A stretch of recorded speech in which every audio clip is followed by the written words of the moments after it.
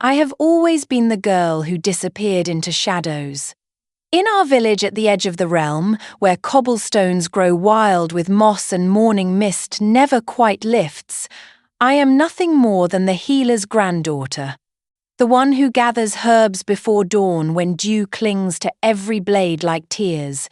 The one whose hands know the old ways of mending what is broken, though no one ever sees me doing it. My grandmother taught me that healing is a quiet art. True magic happens in silence, child, in the space between heartbeats. So I learned to be silent. I learned to move through our village like morning mist, carrying my woven basket of chamomile and willow bark. The baker's wife would find her aching joints soothed after I'd left a poultice by her door in the night. The blacksmith's son would wake to discover his infected cut cleaned and bandaged, though he never saw me come or go. I preferred it this way. Invisible. Safe. Our cottage sits where the ancient forest begins, gnarled trees stretching toward our thatched roof like desperate fingers. Most villagers cross themselves and hurry past after sunset, but I find peace in the whisper of leaves and earthy scent of rich soil. The morning everything changed began like any other. I woke before sunrise, pulled on my rough-spun dress, and gathered herbs by candlelight. My grandmother slept in her chair by dying embers, silver hair catching the last orange glow. I stepped outside into pre-dawn darkness, breathing air that tasted of wild mint and distant rain. Somewhere in the forest, an owl called its haunting question to the night. I pulled my woolen cloak tighter and walked toward the village well, where the best yarrow grew between stone cracks. But as I rounded the corner by the miller's house, I saw him. A figure slumped against the ancient oak that marked our square's center. Even in darkness, even from 50 paces away, I could tell something was terribly wrong. The way he leaned spoke of pain. The way he held his side spoke of blood. My healer's heart pulled me forward like an invisible thread. I approached slowly, bare feet silent on dew-dampened earth, dark armor, darkened with something wet, a helmet fallen beside him, revealing hair black as raven's wing. Beneath his fingers, pressed against his ribs, blood seeped through gaps in chainmail. This was no village boy from a tavern brawl. This was a knight, someone important, someone who could have me hanged for touching him without permission. But his breathing was shallow, labored. If I walked away, he might not see dawn. I knelt beside him, knees sinking into soft earth, and whispered, "Sir?" His eyes opened. Even in darkness, they seemed to capture what little light existed and hold it prisoner. Dark eyes, deep as forest pools, that focused on my face with intensity that made my breath catch in my throat. He studied me for a long moment, lips parted as if he meant to speak. Then his hand moved slightly, just the barest gesture toward his wound. "You're bleeding," I whispered. His mouth curved in what might have been a smile, though pain shadowed every line of his face. He managed the slightest nod, then his eyes drifted closed again. I looked around the empty square, weighing my choices. If someone saw me here, alone with a wounded knight in the darkness, the gossip would destroy what little reputation I had. But if I left him to die... "I can help," I heard myself say, "but not here." His eyes opened again, meeting mine. After a moment that felt like eternity, he nodded once. I helped him to his feet, his weight nearly crushing me as he leaned against my shoulder. Together we stumbled through shadows toward my cottage, two figures merged into one dark shape against the sleeping village. With each step, I felt his blood seeping through my dress, warm and sticky against my skin. By the time we reached my door, dawn was beginning to blush the horizon. I guided him inside, settling him on the wooden bench by our hearth, while my grandmother continued to doze in her chair. She did not wake, and I was grateful for small mercies. I lit the oil lamp with shaking hands, then knelt before him to assess the damage. His armor was masterfully crafted, each piece fitting together like a puzzle of steel and leather. But beneath it, his shirt was soaked crimson. I worked in complete silence, and he let me. No protests, no questions about my methods. He simply watched me with those impossibly dark eyes, never once flinching even when the needle must have felt like a burning brand. His hands remained perfectly still on his knees, only the slight tightening around his eyes betraying the pain. When I finished stitching the wound with nettle fibre thread, I bandaged his torso with linen soaked in willow bark tea. Finally, I prepared a tincture of echinacea and golden seal.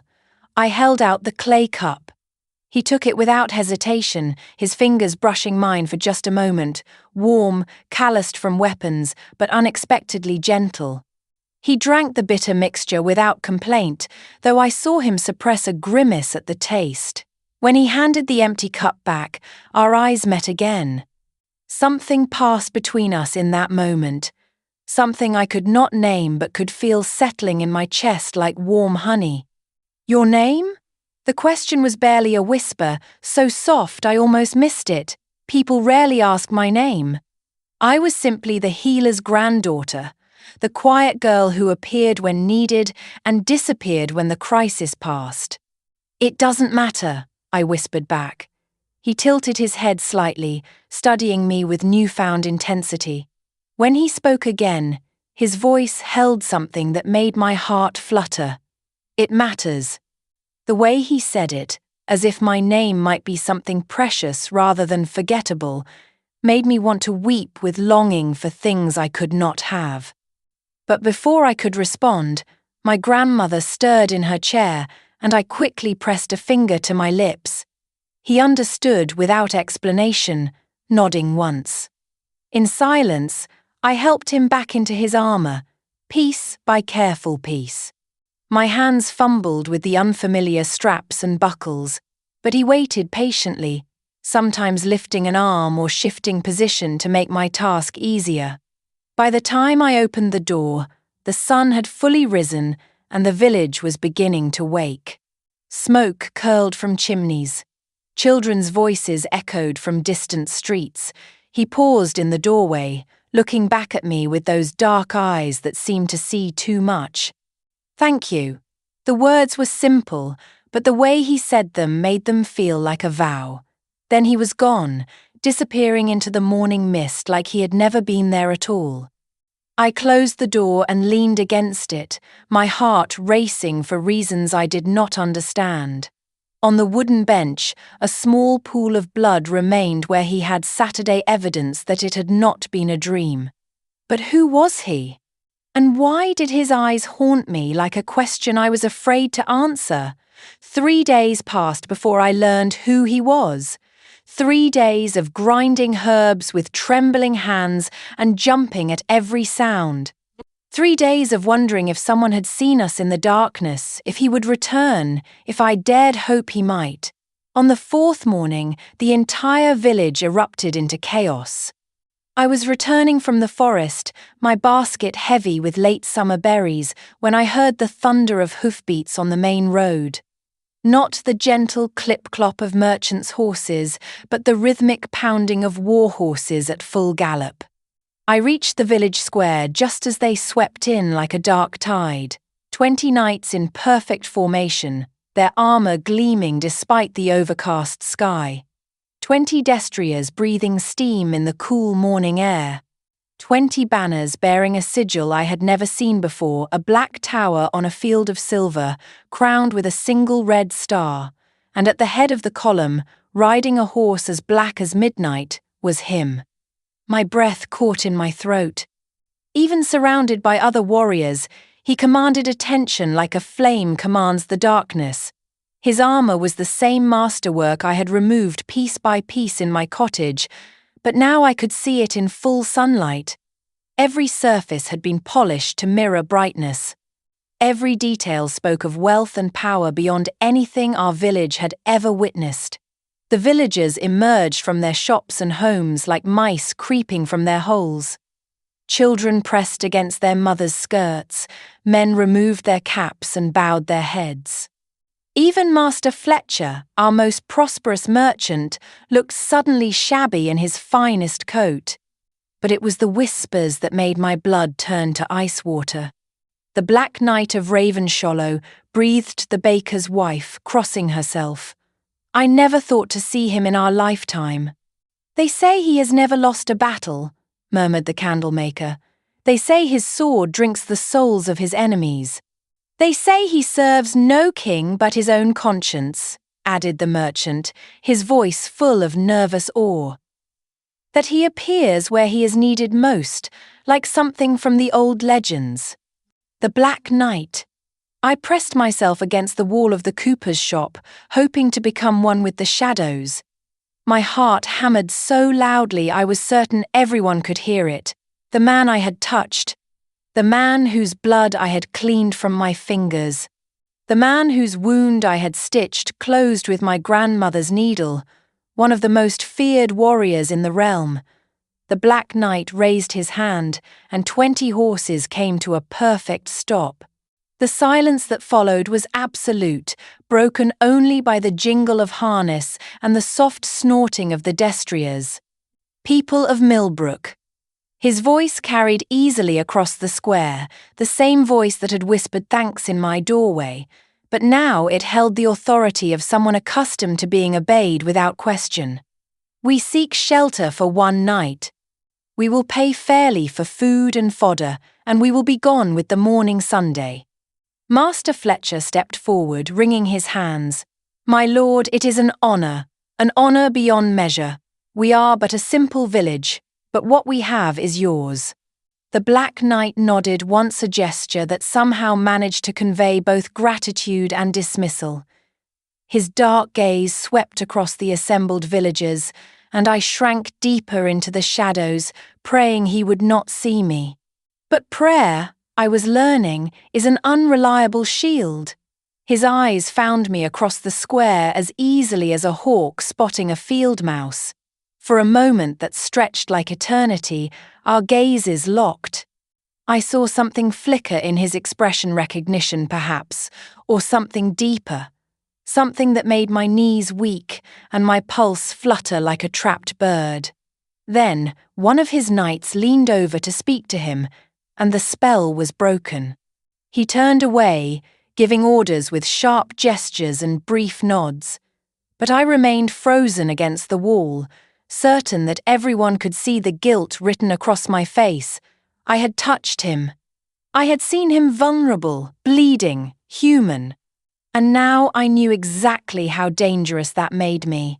As the knights dispersed throughout the village, seeking quarters and supplies, I slipped away like smoke. I needed to disappear before someone noticed the way he had looked at me. Before someone started asking questions I could never answer. I spent the rest of the day hiding in the forest, pretending to search for late-blooming chamomile while my mind raced in circles. Every crack of a twig made me jump. Every bird call sounded like approaching footsteps. By evening, I could no longer stay away. I crept back to the village as the sun set, keeping to the alleyways and shadows.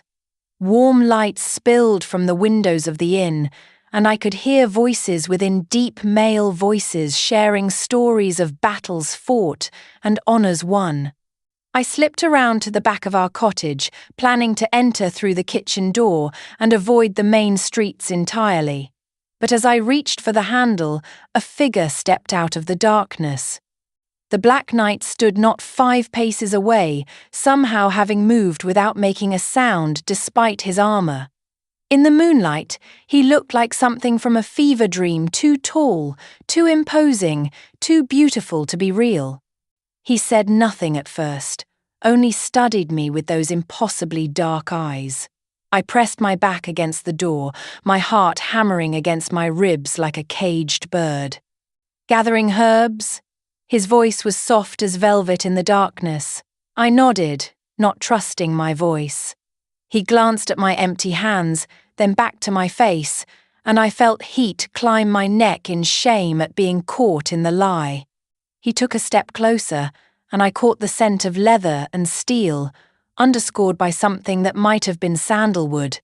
When he reached up, I thought he meant to touch my face, but instead his fingers ghosted just above my cheek, never quite making contact. The almost touch was somehow more intimate than if he had actually caressed my skin. "You were avoiding me," he said, and it was not a question. I managed to nod again, still unable to speak. "Frightened?" This time I found my voice, though it came out as barely more than a whisper. "Of what people would say, of what you might." I trailed off, unable to finish the thought. What could I possibly say? That I feared he might expose me as the village nobody who had dared to put her hands on a knight of legend. "I would never," he said, and the certainty in his voice made something tight in my chest begin to loosen. "Your secret is safe." His hand still hovered near my face, and I found myself leaning into the warmth of it, despite the fact that he was not quite touching me. "But I am not sorry," he continued, his voice dropping to something so intimate it felt like a confession. "I am not sorry you found me." With that, he stepped back into the shadows, and then he was gone, melting into the darkness like he had never been there at all. I remained pressed against my door for long minutes after he left, my heart racing and my cheek tingling where his hand had almost touched. Something had passed between us in those few moments. Something I could not name but could feel in every beat of my heart. And for the first time in my life, I wondered what it might feel like to be truly seen by someone who mattered. The next morning brought a revelation that changed everything, though I did not understand its importance at the time. I woke to the sound of horses being readied for departure, of men calling quiet orders to one another, of armor clanking in the pre-dawn darkness. They were leaving. I dressed quickly and slipped outside, telling myself I only wanted to make sure they departed without incident, that I was not hoping for one last glimpse of those dark eyes that had haunted my dreams. But as I rounded the corner toward the village square, I nearly collided with Meredith, the innkeeper's daughter.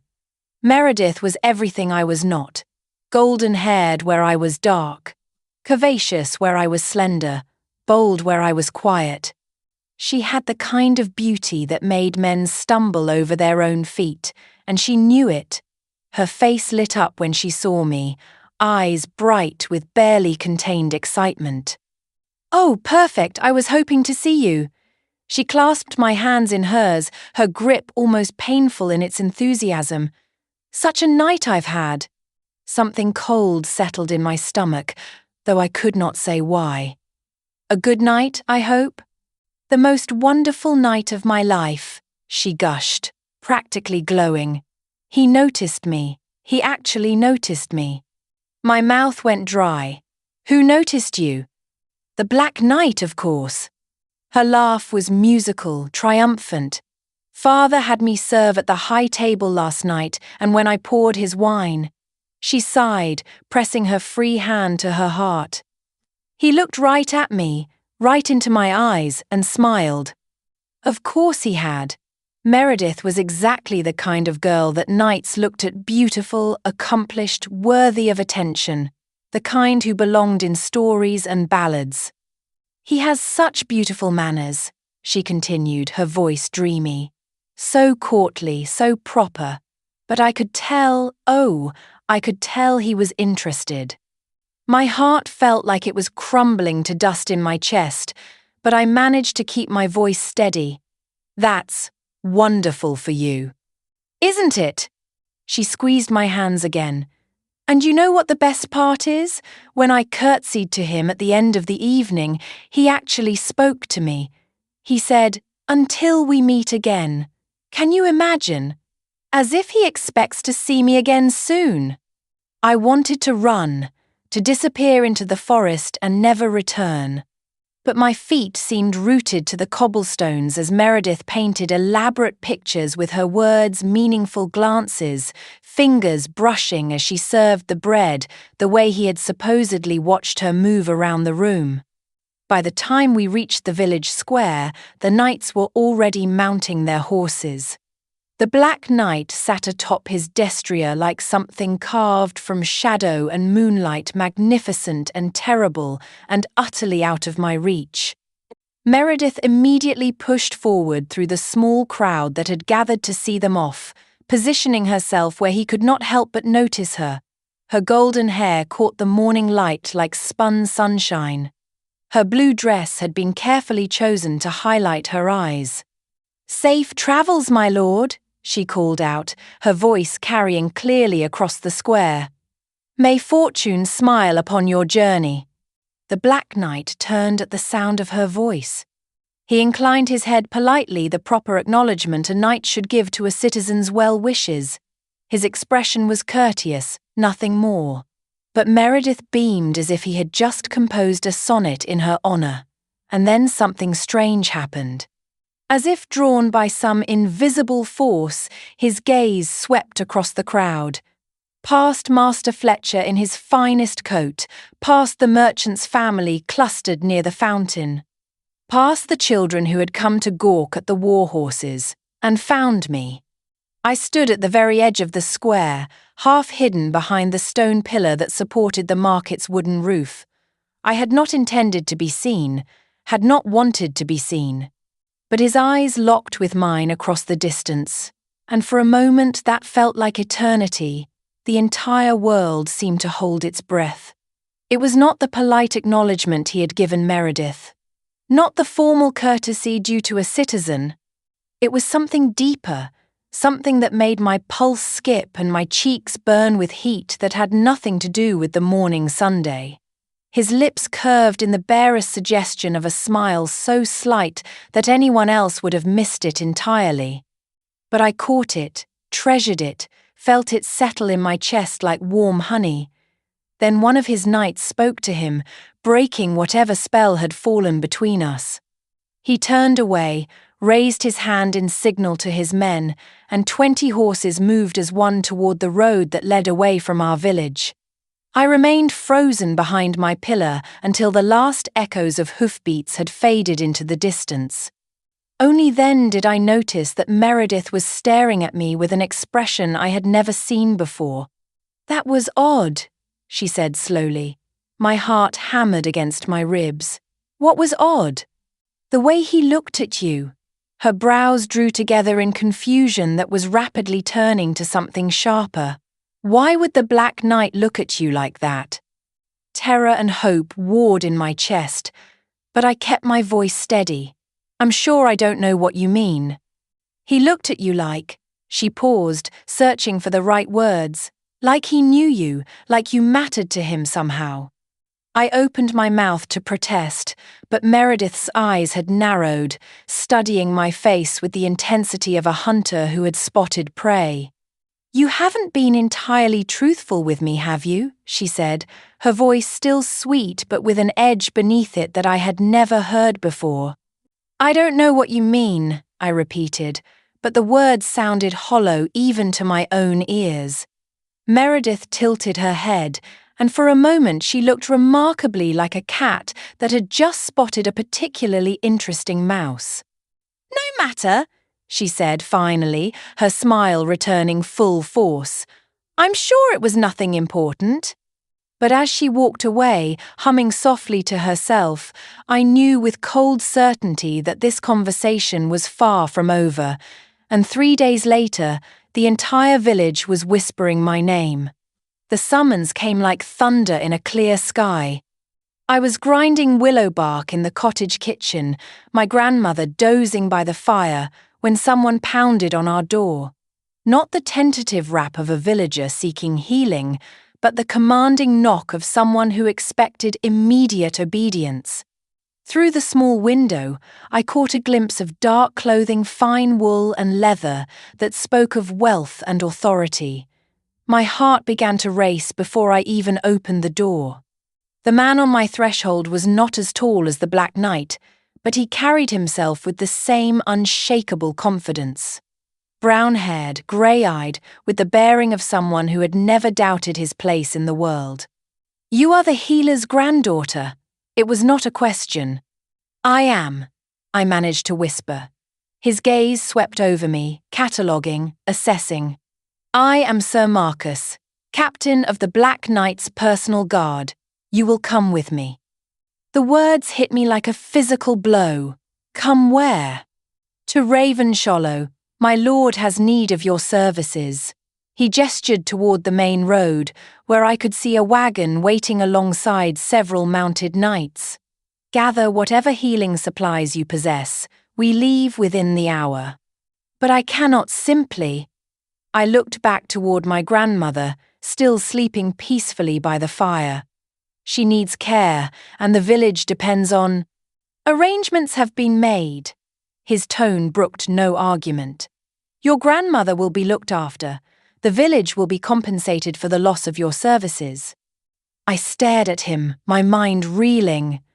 The Black Knight had returned, not just passing through this time, but established somewhere nearby with enough household to make arrangements for my absence. And he wanted me. The thought sent alternating waves of terror and hope through my chest. What has happened? Who requires healing? Something flickered in Sir Marcus's eyes, amusement, perhaps, or a kind of knowing sympathy. "My lord will explain what you need to know." There was no choice, really. When a knight of the Black Knight's household gave you a command, you obeyed or faced consequences that did not bear contemplation. But as I gathered my supplies with shaking hands, bandages and bottles, herbs and tinctures, needles and precious nettle thread, my heart hammered with something that felt suspiciously like anticipation. He had sent for me, specifically for me. The journey to Ravenshollow passed in a blur of changing landscape and racing thoughts. Sir Marcus rode alongside the wagon, occasionally making polite conversation, but more often lost in his own thoughts. I was grateful for the silence it gave me time to wonder what I would find at journey's end. As afternoon faded toward evening, we crested a hill and Ravenshollow came into view. The castle rose from the valley like something born from dreams and nightmares both. Black stone walls climbed toward the darkening sky, broken by towers that seemed to pierce the very stars. Banners flew from the battlements, the same black tower on silver field that I had memorized, crowned with its single red star that gleamed like a drop of blood in the fading light. But it was not just a fortress. Gardens surrounded the castle walls in carefully planned beauty. Orchards heavy with autumn fruit spread across the hillsides. Even from this distance, I could see that this was a place where power and grace walked hand in hand. "It's magnificent," I breathed.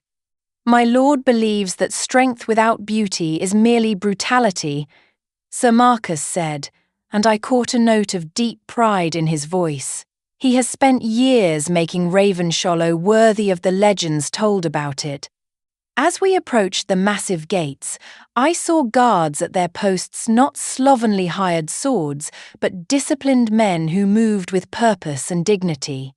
They saluted Sir Marcus as we passed, their curious glances sliding over me before training, and courtesy made them look away.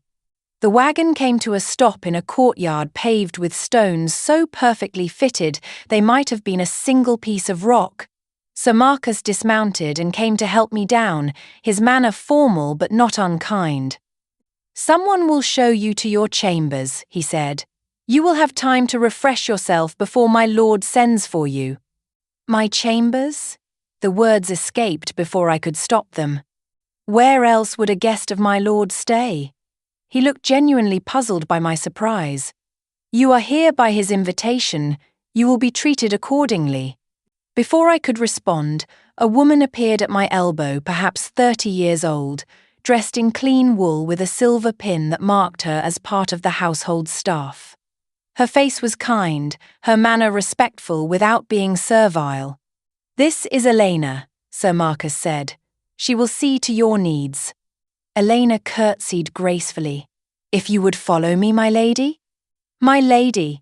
The title felt impossible on my tongue, but Elena said it as if it were the most natural thing in the world. I followed her through corridors that seemed carved from a single piece of midnight stone, the walls hung with tapestries depicting scenes I could barely make out in the flickering torchlight. We climbed winding stairs and passed through doorways that whispered of centuries of history.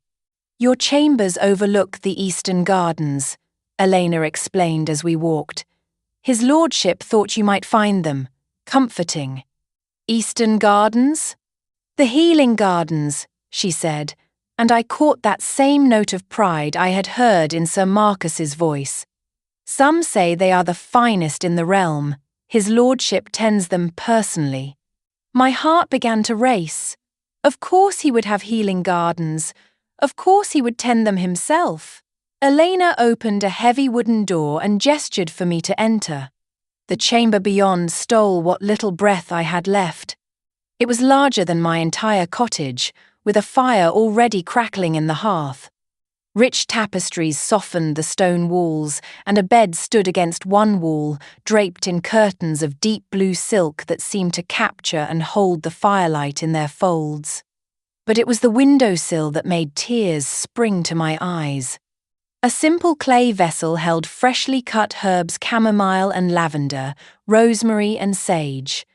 Not rare or exotic plants, but humble ones chosen for their ability to bring comfort and peace to troubled hearts.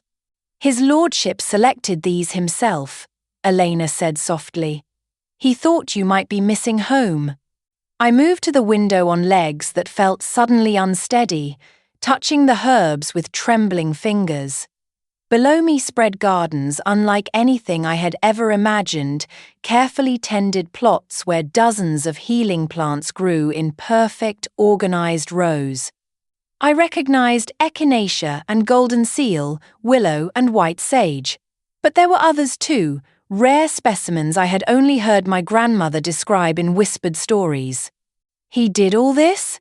"He oversees the cultivation personally, yes." Elena moved about the chamber, lighting additional candles with practiced efficiency. "Quite knowledgeable about the healing arts, our lord." Her voice was carefully neutral, but something in her tone suggested she knew far more than she was saying. "He will send for you when he is ready," she continued. "Until then, please rest. A meal will be brought to you shortly." She curtsied and withdrew, leaving me alone with the firelight and more questions than I dared ask aloud. Who was the Black Knight, truly? And why had he brought me to this place that seemed designed to welcome me home? But as I stood at the window, breathing in the scent of herbs that had been chosen specifically for my comfort, I realized that for the first time in my life, I was not afraid to discover the answers. I was exactly where I belonged. The attack came with the evening meal. I had spent the day in my magnificent chamber, alternately pacing and staring out at the healing gardens below, trying to understand why I had been brought here. Elena had delivered food throughout the day: fresh bread, roasted fowl seasoned with herbs I recognized from the plots below, wine that warmed without overwhelming my senses. But I had barely touched any of it.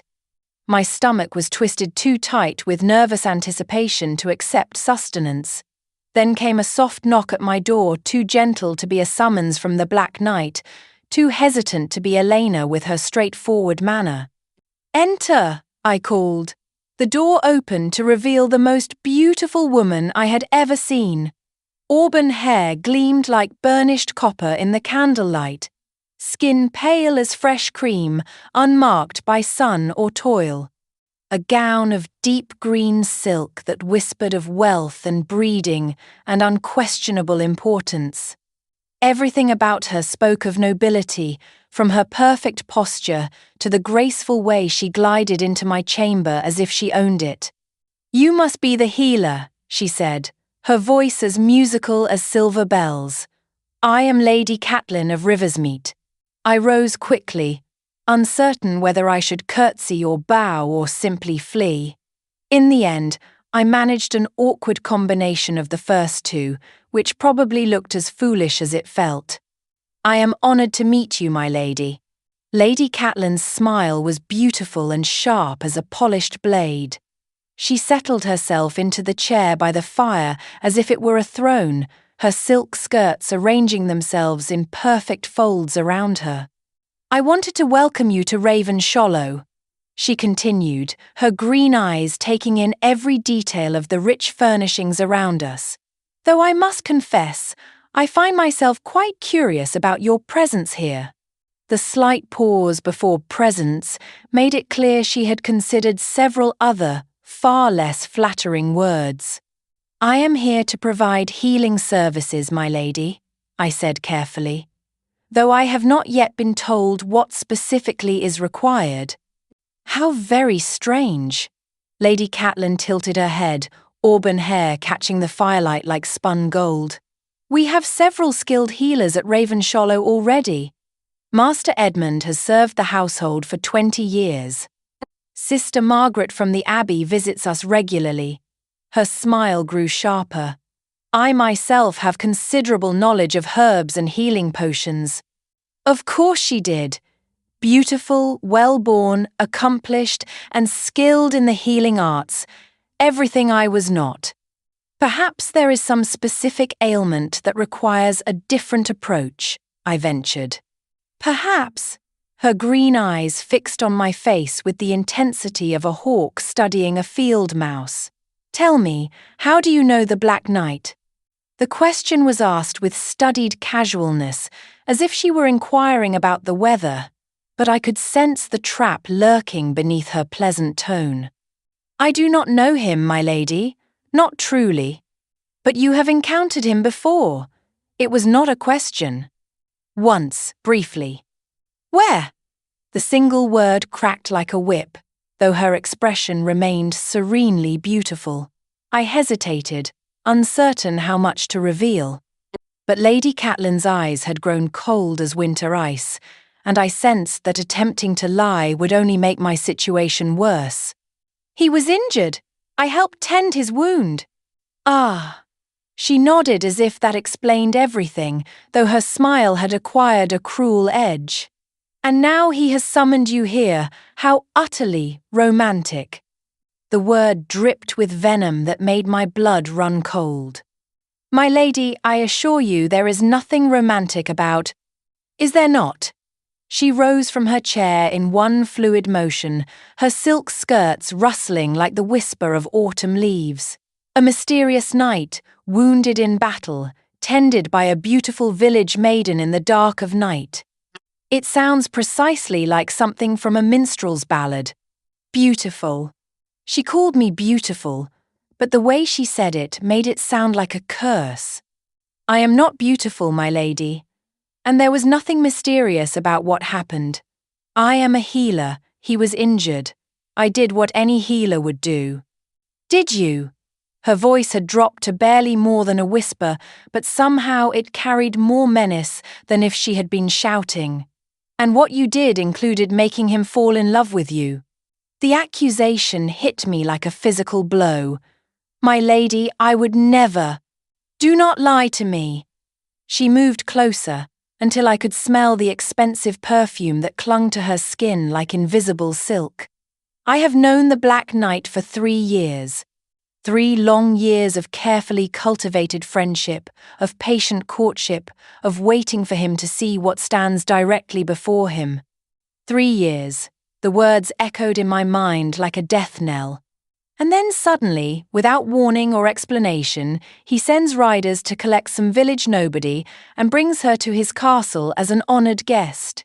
Her eyes glittered with unshed tears of pure rage. Do you have any idea what you have cost me? I stared at her, finally beginning to understand. This elegant, accomplished lady, this was who the Black Knight should choose. This was who belonged in his world of silk and silver, of courtly manners and noble blood. Not me, never me. My lady, I think there may be some misunderstanding. Oh, there is no misunderstanding.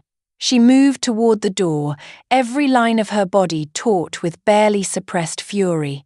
But perhaps there is some confusion on your part.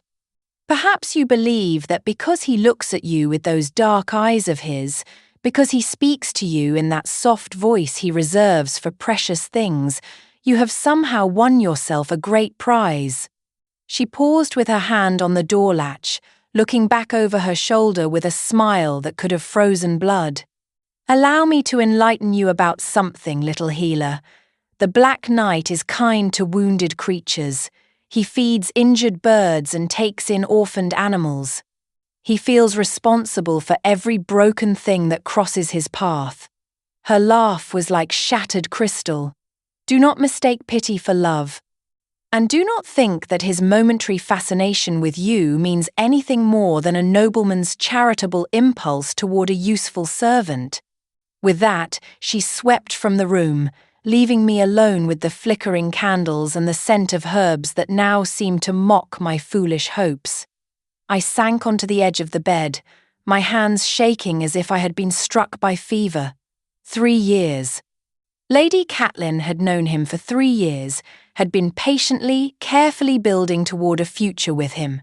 And then I had stumbled into his life for the span of a single night and somehow disrupted everything she had worked for. But she was right, wasn't she?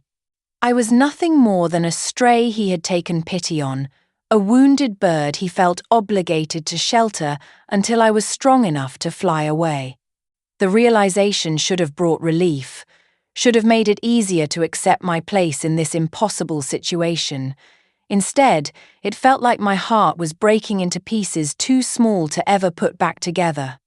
I had been sitting in miserable contemplation for what felt like hours when another knock came at my door. This time I recognized Elena's gentle tap. "Enter." She came in carrying a fresh tray of food, but her usual cheerful demeanor seemed subdued. "My lady? Lady Catelyn mentioned you might be feeling unwell." Of course she had. Another small cruelty, painting me as weak and sickly to the household staff. "I am perfectly well, thank you." Elena set down the tray and studied my face with the sharp eyes of someone long accustomed to reading the moods of her betters. "If I may be so bold, my lady, you look as though you have received some troubling news." I almost laughed at the understatement. "You might say that. Would it comfort you to know that Lady Catelyn has had this same conversation with every woman who has caught his lordship's attention over the past 3 years?" I looked up sharply. "Every woman?" "Oh yes." Elena's expression was carefully neutral, but I caught a hint of disapproval in her tone. Lady Catelyn considers herself quite the guardian of his lordship's best interests. She has very strong opinions about who belongs in his life and who does not. And she has made it abundantly clear that I do not belong here. With all due respect, my lady, that is not her decision to make. Elena moved to the window, ostensibly to adjust the herb arrangement, but really, I suspected, to give me a moment to compose myself. His lordship asked specifically that these plants be cut for you. He chose each one personally. That does not sound to me like the action of a man motivated by mere pity. Before I could respond to that devastating observation, she continued, "He has been asking about your comfort all day, every hour or so it seems, wanting to know if you have everything you need, if you are settling in well." Elena's smile was gentle and knowing. "I have served in this household for 8 years, my lady. I have never seen him so, concerned about a guest's welfare." My heart did something complicated in my chest. Truly? Quite anxious, actually. Most unlike his usual composed manner. She paused at the door. "He will send for you soon, I think. And when he does..." "Yes?" "Remember that you are here because he wants you here. Not out of obligation, not from pity, but because you matter to him in ways that have nothing to do with your skill as a healer." After Elena left, I stood once again at the window, looking out at the herb gardens bathed in moonlight. Somewhere in this vast castle, the Black Knight was thinking of me, asking after my welfare, perhaps even pacing his own chambers with the same nervous energy that plagued me. And somewhere else, Lady Catelyn was undoubtedly plotting her next move with the cold precision of someone who had never been denied anything she truly desired. I was caught between them like a sparrow caught between a hawk and a hunting hound with nowhere to run and very little hope of surviving the encounter. But as I breathed in the scent of chamomile and lavender, herbs that had been chosen specifically to bring me comfort, I felt something unfamiliar stirring in my chest. For the first time in my life, I mattered to someone. For the first time, I was more than just a shadow passing through other people's lives. And perhaps, just perhaps, that was worth whatever price I would eventually have to pay. The summons came with the evening's first star. Sir Marcus appeared at my door just as darkness was settling over Ravenshollow like a velvet cloak, his manner even more formal than usual. "His lordship requests your presence in the healing gardens," he said with a bow that seemed almost reverent. "If you would be so kind as to follow me." My heart began to race like a wild thing trapped in my chest. After hours of waiting, of wondering, of fearing what Lady Catelyn might have whispered in his ear, the moment had finally arrived. I gathered my woven basket, though some instinct told me that whatever this was about, it had nothing to do with healing wounds of the flesh. Sir Marcus led me through corridors lit by torches set in iron brackets. We descended a winding stair and passed through a doorway that led outside, into evening air perfumed with the scent of night-blooming jasmine and the richer, earthier smell of turned soil. The healing gardens spread before us like something born from dream and starlight. Raised beds laid out in careful patterns, each one dedicated to different families of plants. Medicinal herbs grew alongside culinary ones, their various scents mingling in the gentle breeze. Paths of white stone wound between the beds like silver ribbons, reflecting the light of stars and moon. And there, in the very center of it all, sitting on a stone bench beside a fountain carved with intertwining vines, was the Black Knight. He had removed his armor. Instead of the intimidating bulk of steel and leather, he wore a simple tunic of dark blue wool and black breeches.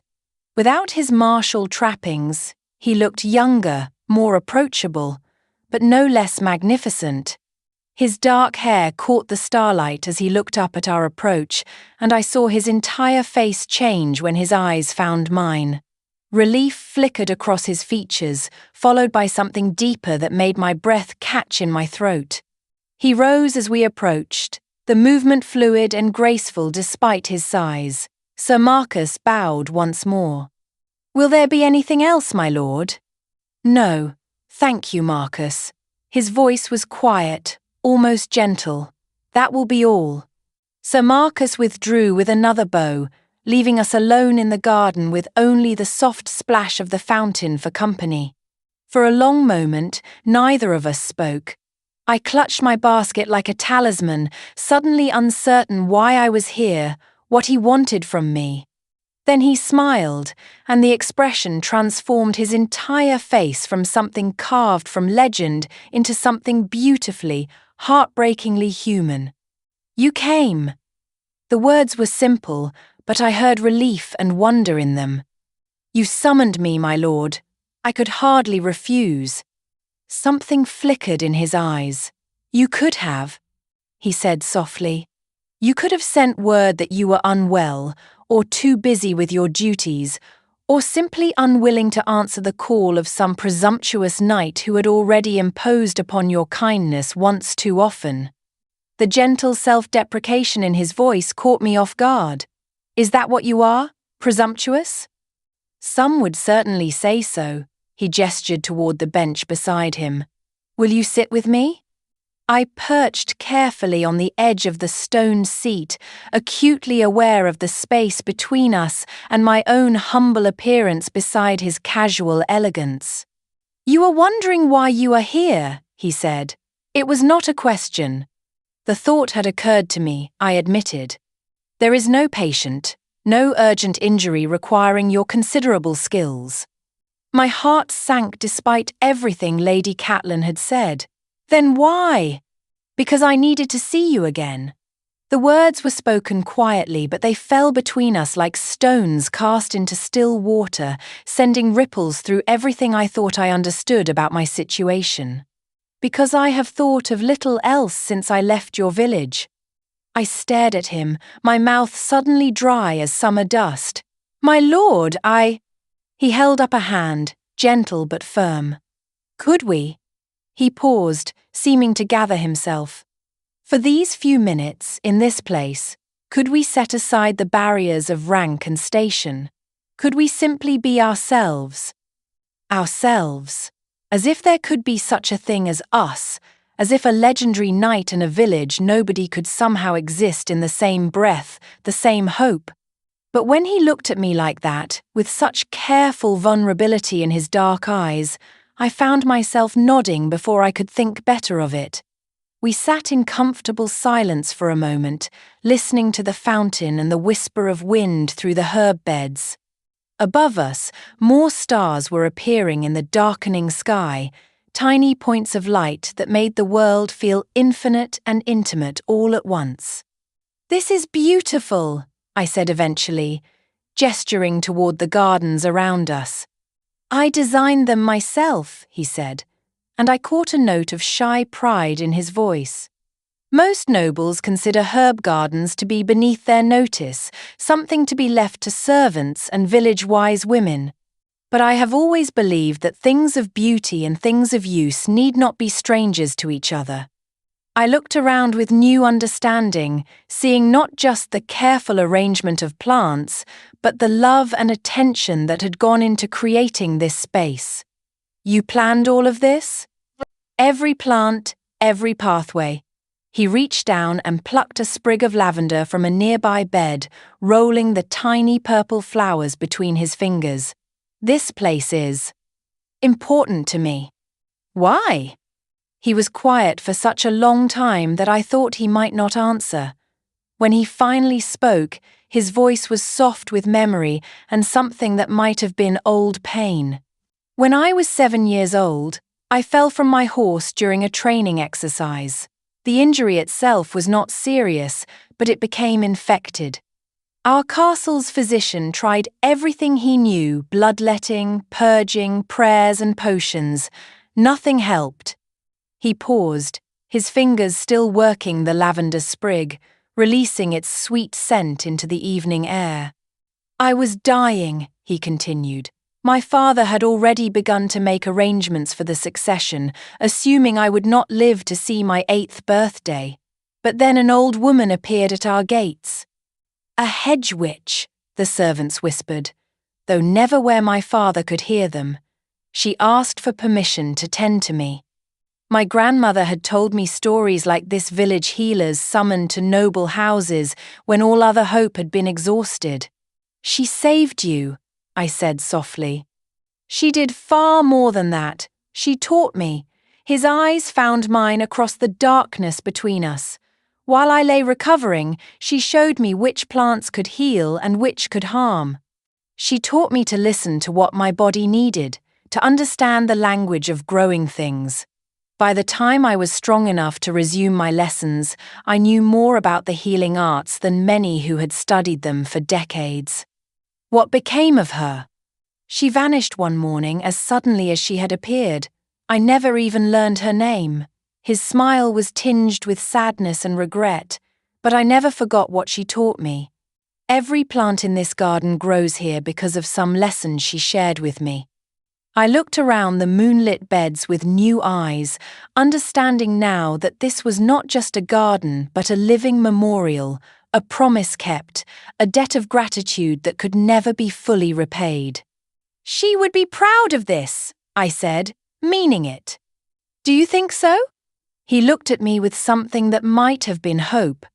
"Sometimes I wonder if I have remembered her lessons correctly, if I am honoring her memory in the way she would have wished."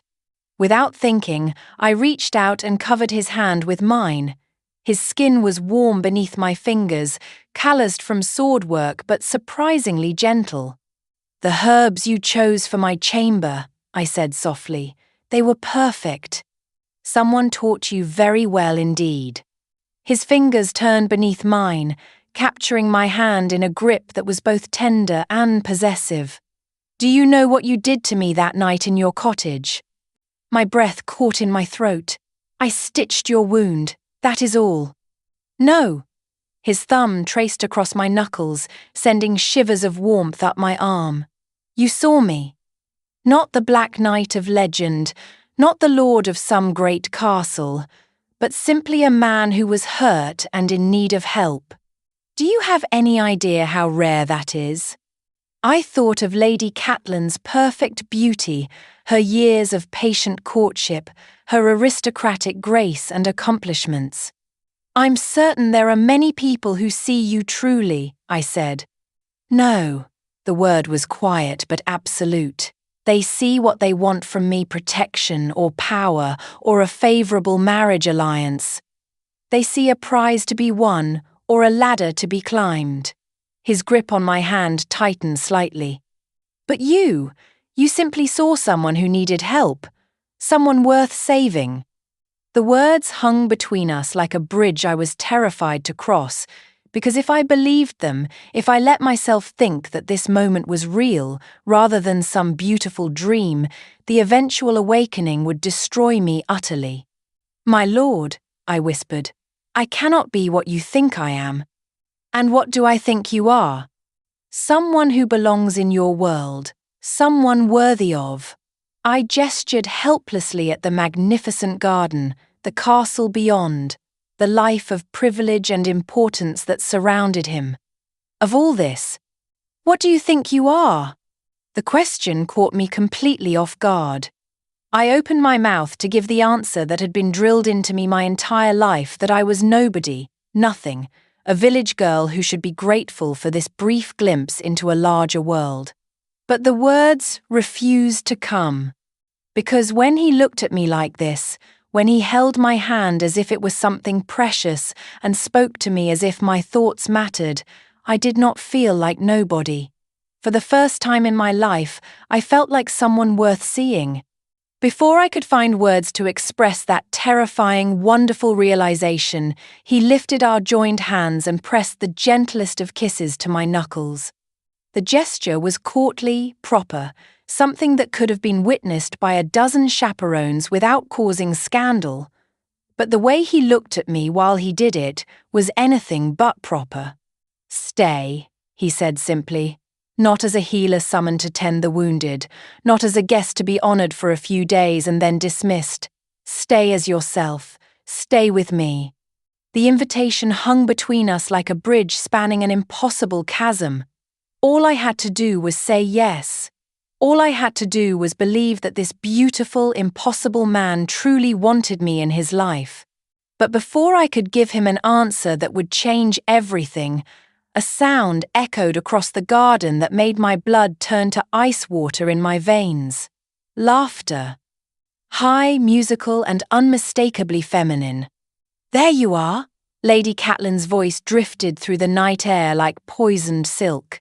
"I have been looking everywhere for you."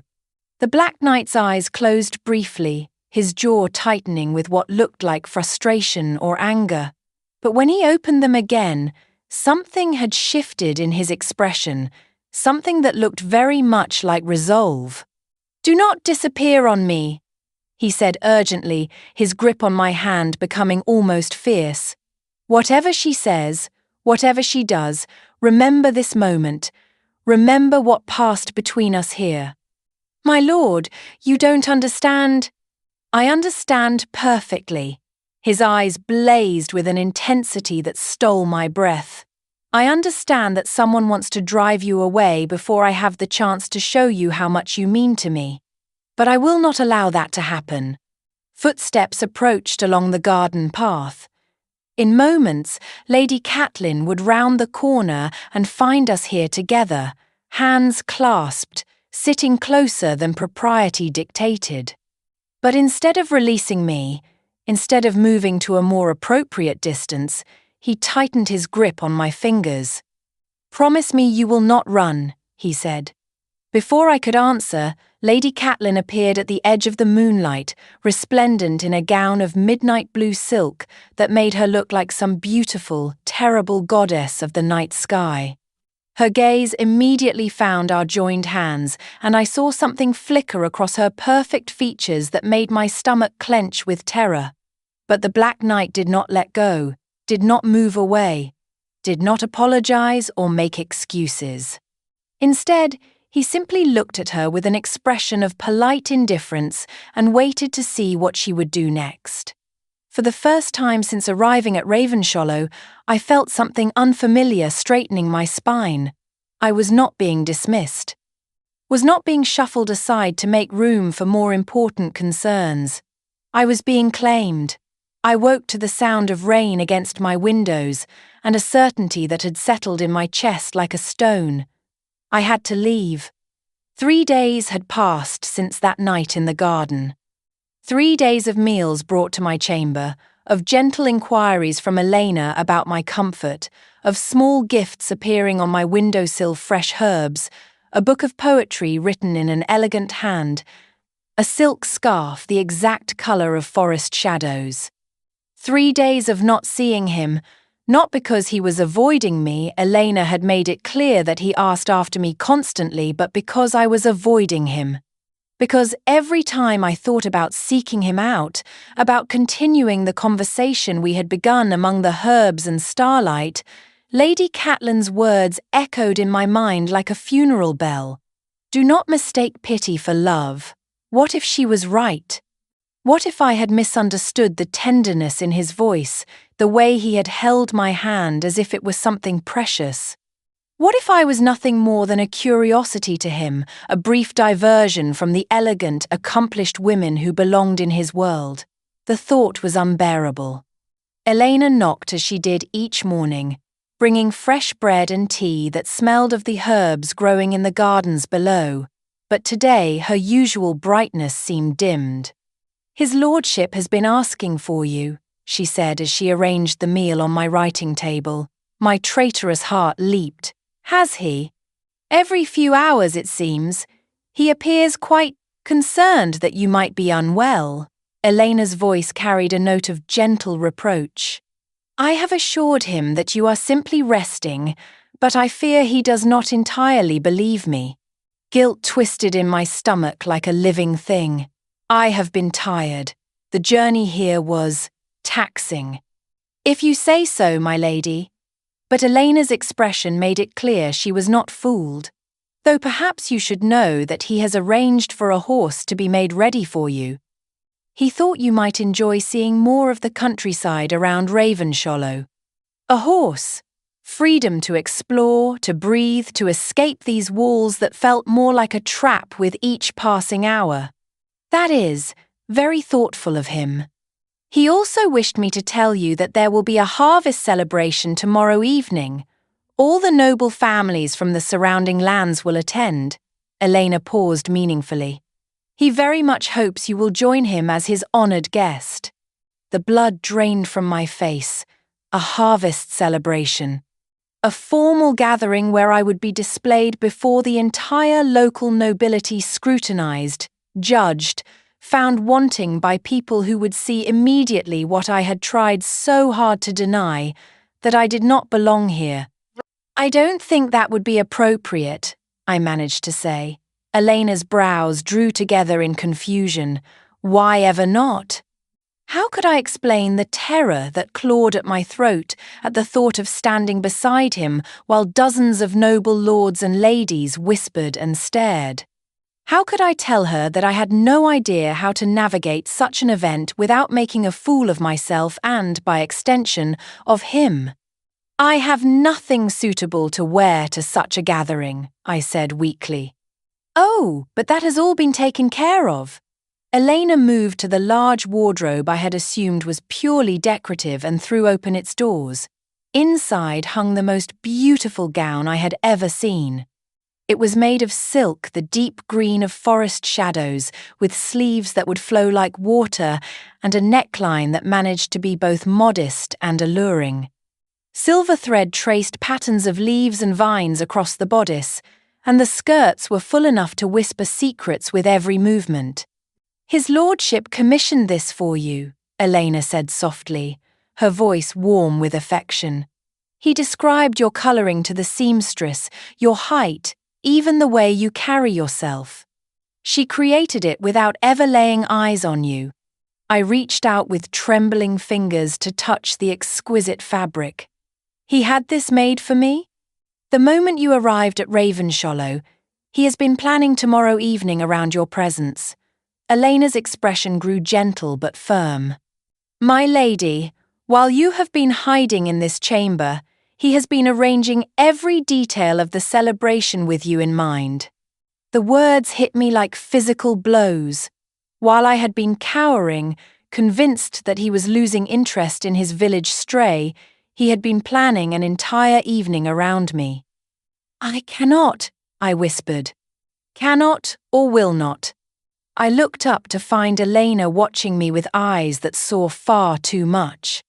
"You're frightened," she said, and it was not a question. "Terrified," I admitted. "He is, everything I never dared to dream of, and I am just a girl from a forgotten village who has somehow stumbled into a situation far beyond her understanding." Elena was quiet for a long moment.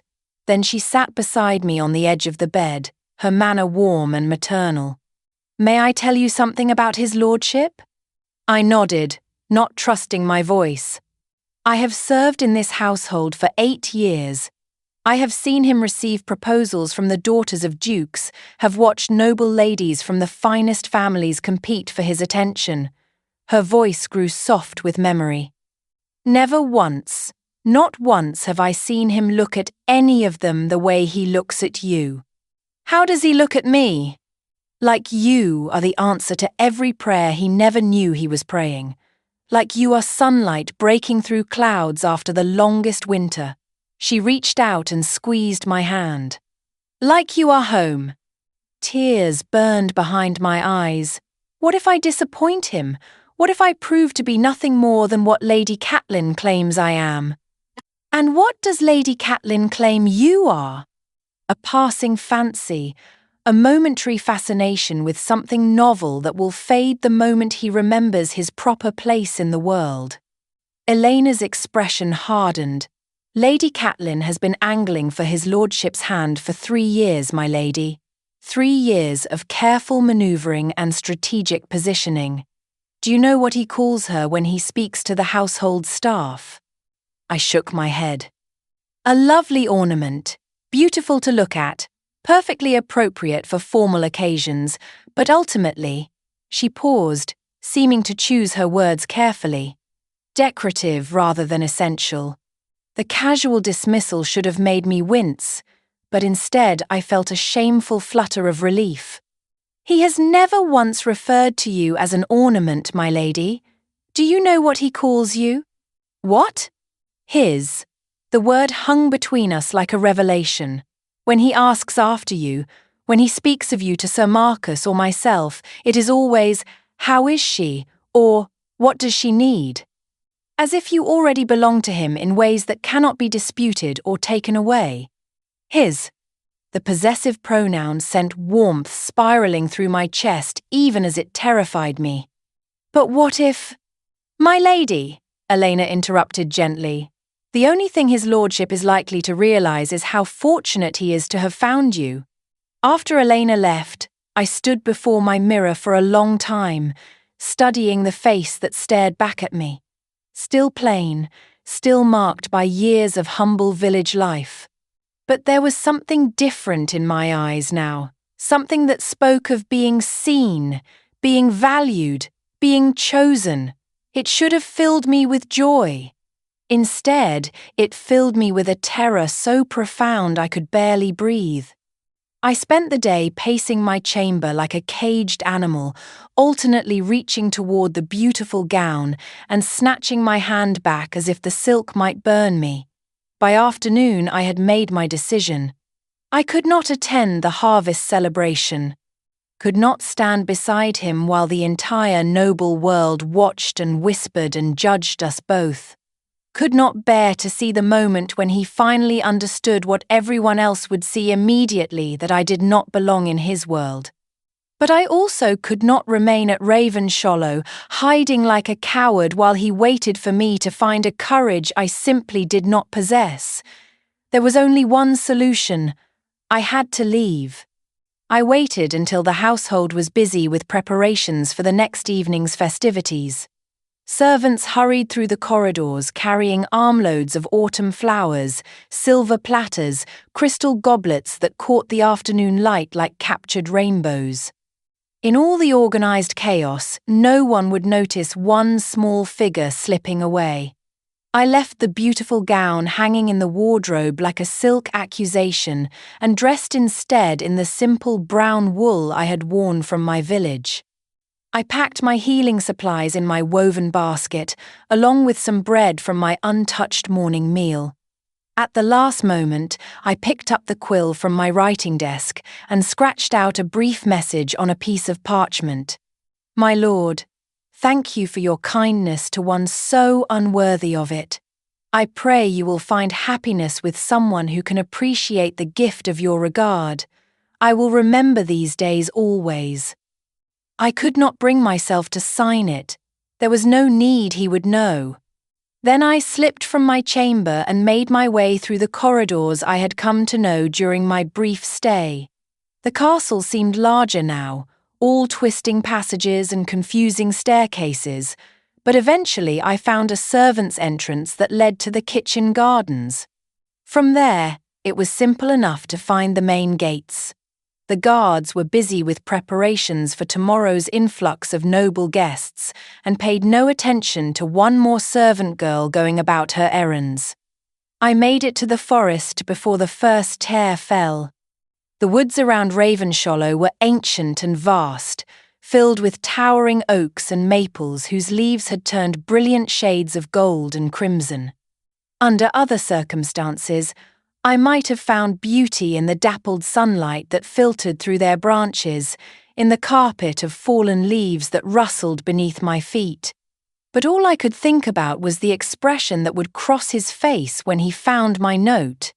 The hurt in those dark eyes, the way he would close himself off, would decide that Lady Catelyn had been right about me after all. I walked for what felt like hours, following deer paths that wound deeper into the wilderness. I told myself I was heading toward the main road, toward the route that would eventually take me back to my village and my grandmother and the life I had been meant to live. But as the afternoon faded toward evening, I realized with growing panic that I was completely lost. The deer paths had branched and rebranched until I no longer had any idea which direction I had come from, much less where I was going. The trees all looked the same in the fading light, and shadows were beginning to gather in the hollows between their massive trunks. Thunder rumbled overhead, and I looked up through the canopy to see storm clouds gathering like an army preparing for battle. Of course, even the weather was conspiring against me. The first raindrops began to fall just as I spotted what looked like an abandoned shepherd's hut in a small clearing ahead. It was barely more than 4 walls and a roof, but it would have to serve as shelter until the storm passed and I could somehow find my bearings. I pushed through the low doorway just as the heavens opened in earnest. The hut was empty except for a pile of straw in one corner and a few rusted tools hanging on wooden pegs. Not comfortable, but it would keep me dry. I settled onto the straw and listened to the rain drum against the roof, trying not to think about the warm chamber I had abandoned, the silk-draped bed, the herbs that had been placed there specifically for my comfort. Trying not to think about dark eyes and gentle hands and a voice that had spoken my name as if it was something precious. I must have dozed despite my misery, because the next thing I knew, I was being jolted awake by a sound that made my blood freeze in my veins. Hoofbeats, multiple horses, moving fast through the storm. I pressed myself against the wall of the hut, hardly daring to breathe. Bandits, perhaps, or worse. The forest was full of dangers for a woman alone, and I had no weapons, no way to defend myself. The hoofbeats grew closer, then stopped just outside. "Search every building," commanded a familiar voice that made my heart stop dead in my chest. Every cave, every hollow tree, every place where someone might take shelter. She cannot have gone far in weather like this. The Black Knight. He had come after me. "My lord," replied another voice, Sir Marcus, sounding concerned. "The men are exhausted. The horses are near foundering. Perhaps we should return to the castle and wait for dawn." "No." The single word cracked through the storm like a whip. "She is out here somewhere, alone and frightened. I will not abandon her to this." "But my lord, if she truly wished to leave—" "She did not wish to leave." His voice was rough with an emotion that made my chest ache with unbearable guilt. She was afraid, convinced that she did not belong. But running away is not the same as wanting to be gone. Footsteps approached the hut. I shrank deeper into the shadows, knowing it was hopeless but unable to stop myself from trying to hide. The door creaked open, and he stepped inside.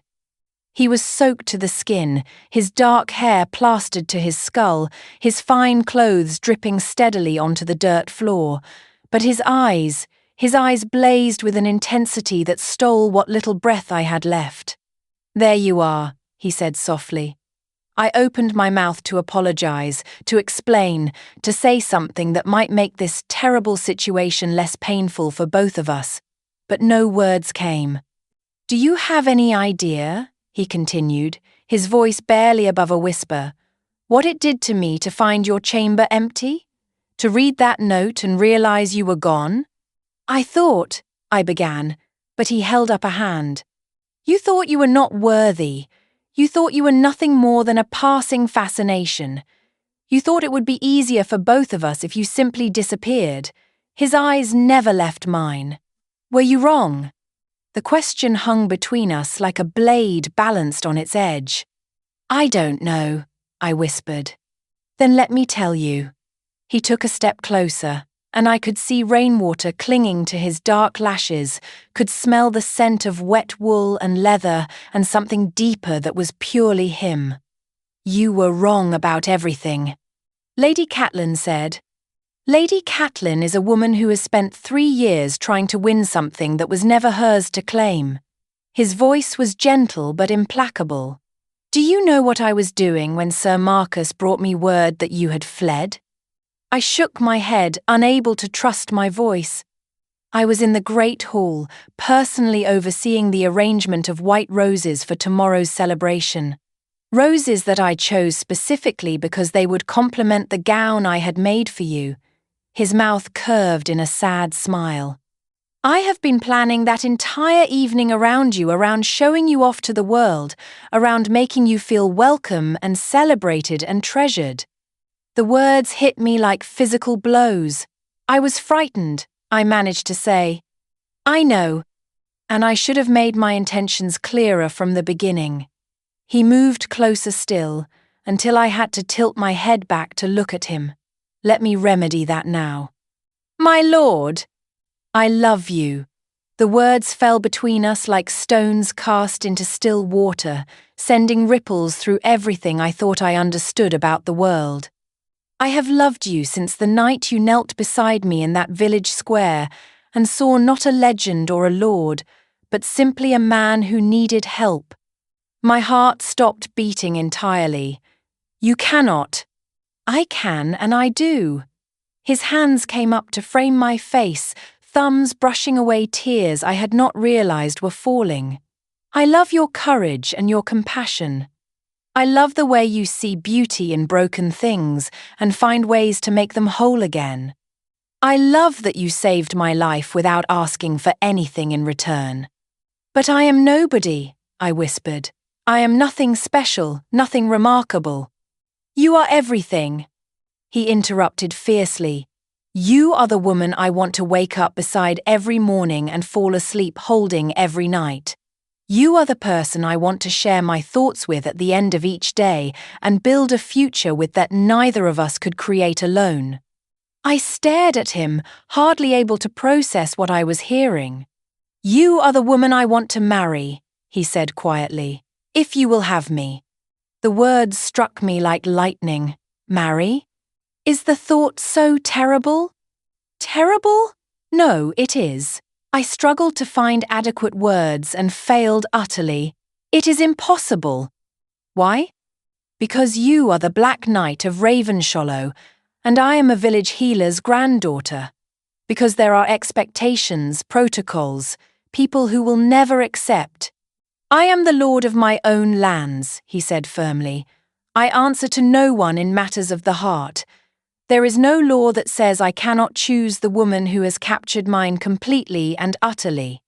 Your people will think you have lost your mind, the nobility will be scandalized, Lady Catelyn will learn to accept the reality of my choice, as will everyone else. His voice carried a note of steel I had never heard before. I am not asking for anyone's permission. I am asking for yours.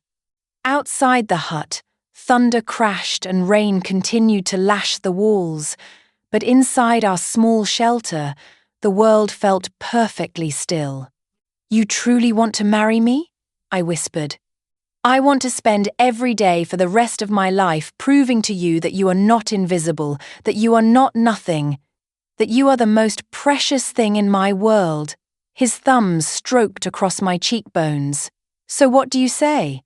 Will you take a chance on a knight who has been completely undone by a village girl with gentle hands and a generous heart? I looked into his dark eyes and saw my future reflected there, not perfect, perhaps, but real and beautiful and filled with more love than I had ever dared to dream possible. Yes, I whispered. His smile was radiant enough to light the entire forest. Yes? Yes, I said more strongly. I will marry you. I will stand beside you and be proud to do it. Even if it means facing down Lady Catelyn and half the nobility of the realm? Even then. He kissed me then, there in that humble shepherd's hut with the storm raging outside and our future spreading before us like an uncharted country. It was not my first kiss, but it was the first that mattered, the first that spoke of love and commitment and a bond that nothing could break. When we finally broke apart, both of us breathing hard, he rested his forehead against mine. We should return to the castle, he said reluctantly. My men will be worried, and you need to get warm and dry. In a moment, I said, not quite ready to leave this perfect, impossible bubble we had created.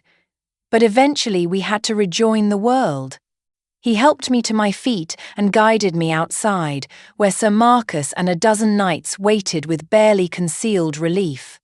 All is well, my lord? Sir Marcus asked. All is very well, the Black Knight replied, his arm tight around my waist. The future Lady Ravenshollow has agreed to be my wife. The cheer that went up from his men echoed through the forest like a war cry of pure joy. As we rode back toward the castle, me mounted on a gentle mare, him close beside me on his great destrier, I marvelled at how different the world looked now. What had seemed like a trap before now felt like coming home. What had felt impossible now seemed inevitable. Tomorrow night, he said as Ravenshallow's lights came into view, I will announce our betrothal to the entire assembly. You will stand beside me as my chosen lady, and anyone who dares question my decision will answer to me personally. I looked at him, this magnificent man who had ridden through a storm to find me, who had declared his love in a shepherd's hut and asked me to be his wife, and felt something settle into place in my chest that had been missing my entire life. I love you, I said, the words feeling natural and right. And I love you, he replied. More than legend, more than reputation, more than anything I thought I wanted before I discovered what I actually needed. Tomorrow would bring challenges, I knew, Lady Catelyn would not surrender gracefully, and there would be others who questioned his choice. But for tonight, riding through the darkness toward our future, I felt nothing but perfect, impossible joy. I was no longer the invisible girl. I was the woman the Black Knight had chosen, and I was finally, truly home. The morning of the harvest celebration dawned clear and bright, as if the storm had washed the world clean and left it sparkling with promise. I woke in my chamber, our chamber, he had said with a smile that made my heart flutter to find Elena already bustling about with barely contained excitement. "Today is the day," she said, her eyes bright with joy. "Are you ready to become the talk of every noble household in the kingdom?" I looked toward the wardrobe where the forest green gown hung waiting, at the jewelry that had been laid out on my dressing table, delicate silver set with emeralds, a circlet so fine it seemed made of captured moonbeams. "I think so," I said, and for the first time I meant it completely. The hours that followed passed in a blur of careful preparation. Elena helped me bathe in water scented with rose petals and lavender, then worked magic with my hair, weaving it into an intricate style adorned with tiny white flowers that looked like scattered stars. When she finally helped me into the gown, I barely recognized the woman who stared back from the mirror. The silk flowed like water, the silver embroidery catching the light with every breath. The jewelry complemented my coloring perfectly, and the circlet rested on my dark hair like it had been made for me. Which, I realized, it had been. "You look like a queen," Elena breathed. I paused, searching for the right words. "I feel like myself, only more so." A knock came at the door, and Elena went to answer it. I heard his familiar voice, followed by Elena's delighted laughter. "He's here," she said, stepping aside with a curtsy. The Black Knight entered, resplendent in formal black velvet and silver, a circlet of his own resting on his dark hair. But it was the expression in his eyes when he saw me that stole my breath, wonder and pride and love, so profound it made my knees weak. "You are magnificent," he said softly. I felt heat climb my throat. "It's the gown, the jewelry." "It's you." He moved closer, taking my hands in his. "It has always been you." Elena cleared her throat delicately. "My lord, the guests have been arriving for the past hour. The hall is nearly full."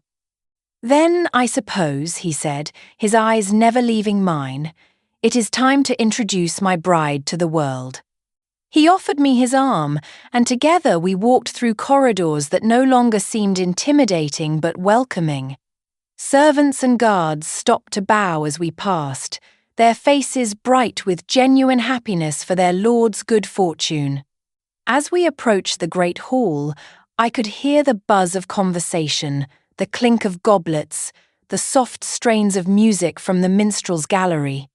Through the open doors, I caught glimpses of silk and velvet jeweled headdresses, the gleam of precious metals in the candlelight.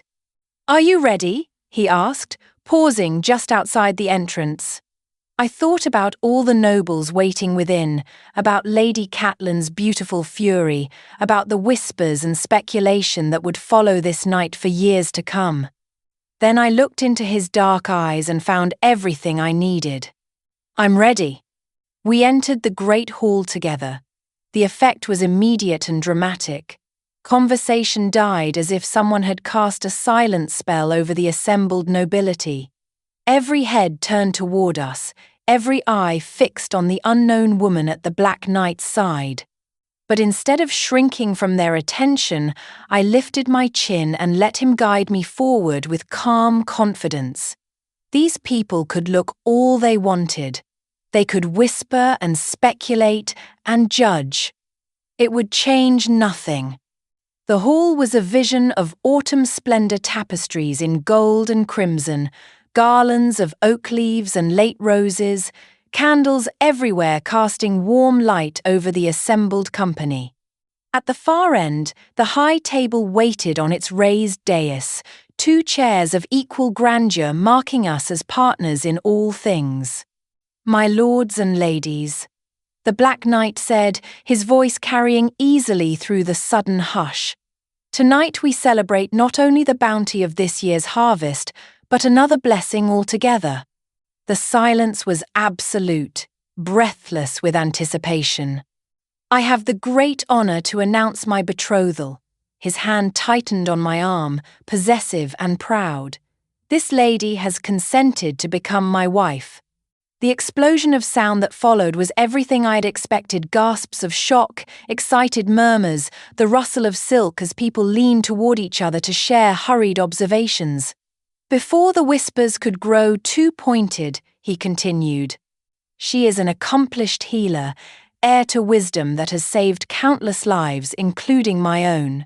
His voice dropped slightly, becoming more intimate. "She is also the most remarkable woman I have ever known. Compassionate, brave, beautiful in ways that have nothing to do with silk or jewels." Warm laughter rippled through the hall at his gentle joke. "I hope you will join me in welcoming the future Lady Ravenshollow and celebrating what I know will be a marriage built on love, respect, and the kind of partnership that makes both people stronger than they could ever be alone." The applause that followed was thunderous. I smiled and inclined my head to the assembled nobles, no longer afraid of their judgment. Let them look, let them see exactly what their legendary knight had chosen. As the applause finally died away, I caught sight of Lady Catelyn standing near one of the tall windows. She was magnificent in midnight blue silk, her auburn hair gleaming like burnished copper in the candlelight. When our eyes met across the crowd, she inclined her head in a gesture that was part acknowledgement, part salute. She had lost, and she knew it. But there was something in her expression that suggested she could at least respect a victory won so completely. "Come," he murmured to me. "Let me introduce you to the people who will be our neighbours and allies." The next hour passed in a whirlwind of names and faces. Lord Garrett, his nearest neighbour, welcomed me with fatherly warmth. Lady Eleanor dabbed at her eyes with a silk handkerchief when I told the story of how we had met. Sir Roderick and his wife made me promise to visit them at their estate once we were Wednesday. "You must tell us," Lady Eleanor said during a brief lull in the introductions, "how you managed to capture the heart of our most elusive knight." I glanced at him, and his encouraging nod told me to speak freely. "I found him injured and helped tend his wound," I said simply. "And fell in love with his sterling bedside manner?" Lord Garrett asked with a grin. "I fell in love with his determination to heal," I replied, "with his kindness to someone who had no claim on either, with the way he made me feel like I mattered, even when he had no reason to think I did." The group around us grew quiet, moved by the simple honesty of my words. "And I," he said, his voice rough with emotion, "fell in love with her courage, with her skill and her generous heart, with the way she saw not a legend, but simply a man who needed help." Lady Eleanor pressed her handkerchief to her eyes again. How perfectly romantic. Later, when the formal presentations were finished and the dancing had begun, he led me onto the floor for our first dance as an officially betrothed couple.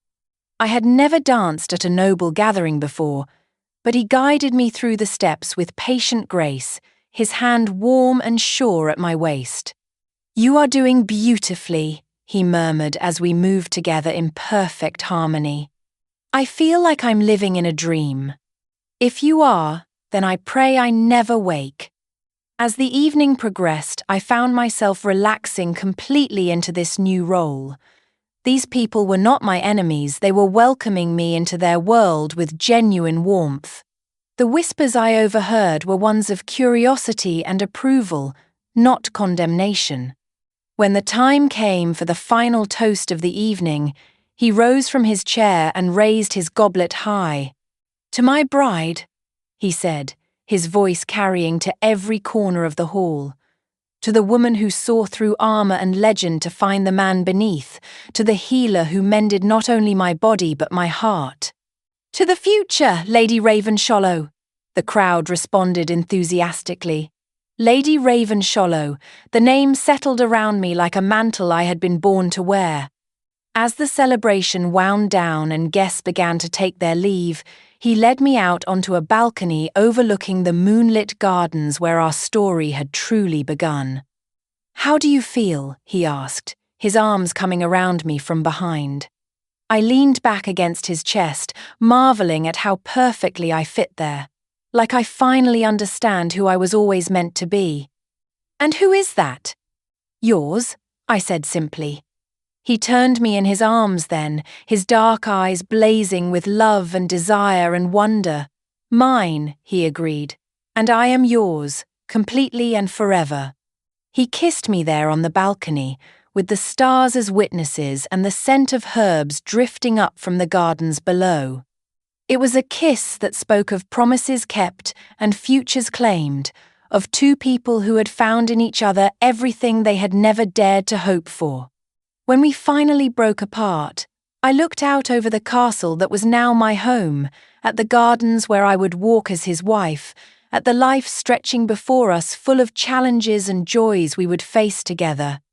"I love you," I said, the words feeling like the most natural thing in the world. "And I love you," he replied, "more than legends, more than reputation, more than anything I thought I wanted before I discovered what I actually needed." The invisible girl was gone forever, lost in shadows that no longer held any power over me. In her place stood a woman who had been seen, chosen, claimed by the most magnificent man in the realm. In her place stood the future Lady Ravenshollow, ready to take her place in the light. I was just a girl no one noticed, but he noticed. And now, I am no longer invisible. Subscribe to The Bed of Thorns for more dreamy romance stories told by the ones who were never supposed to be chosen.